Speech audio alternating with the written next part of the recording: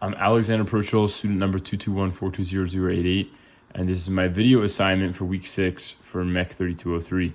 So we're asked to find the heat transfer per unit length for a horizontal pipe in two different situations as shown here in the schematic diagram.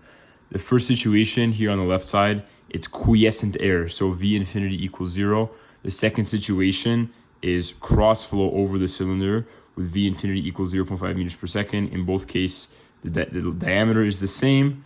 The length is not given in either case. T infinity is the same. T surface is the same. So I calculate all the same properties. I just wrote them on both sides. Assumptions: neglect radiation, steady state operation. Assume air is ideal gas at 1 atm and constant thermal properties at T film. So governing equations, Reynolds number. This is the Nusselt number for laminar flow over cylinder. This is the test, Grashoff's number over Reynolds squared, to see if we neglect forced or natural convection or if we have to do combined. If it's in between, you do combined. This is Rayleigh number.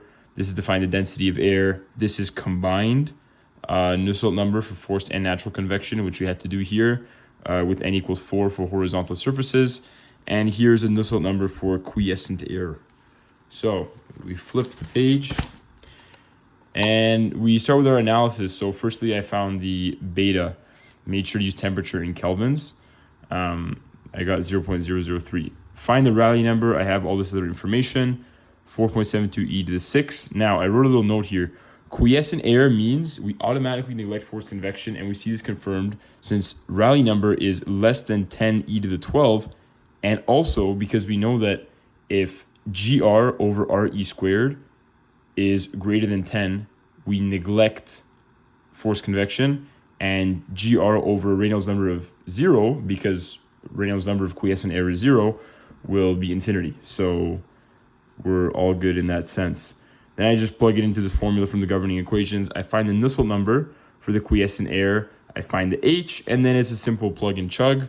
This term here, pi d, usually it would be pi dl, which would be the surface area of the cylinder, but because we want it per unit length, we just imagine the L being to the left side beneath the Q, which makes it 160 watts per meter.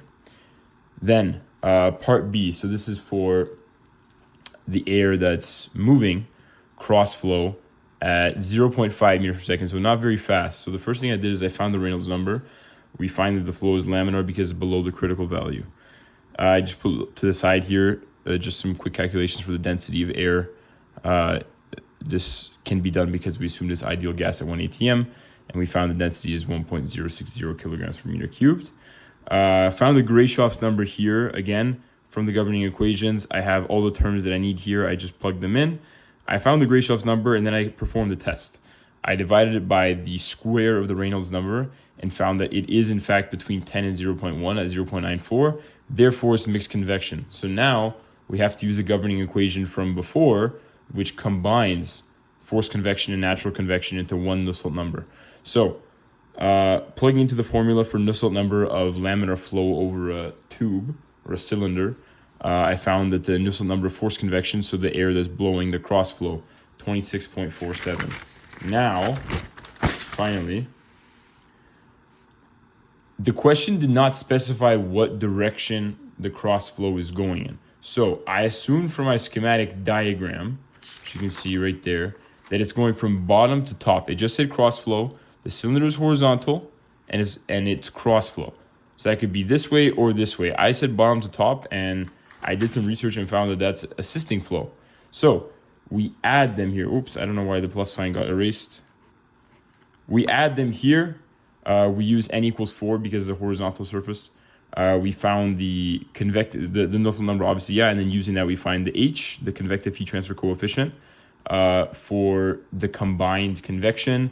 Finally, we plug it into the same formula from before to find the heat transfer per unit length of 208.6 watt per meter for case B, with a combination of quiescent air and forced convection causing convective heat transfer. Thank you.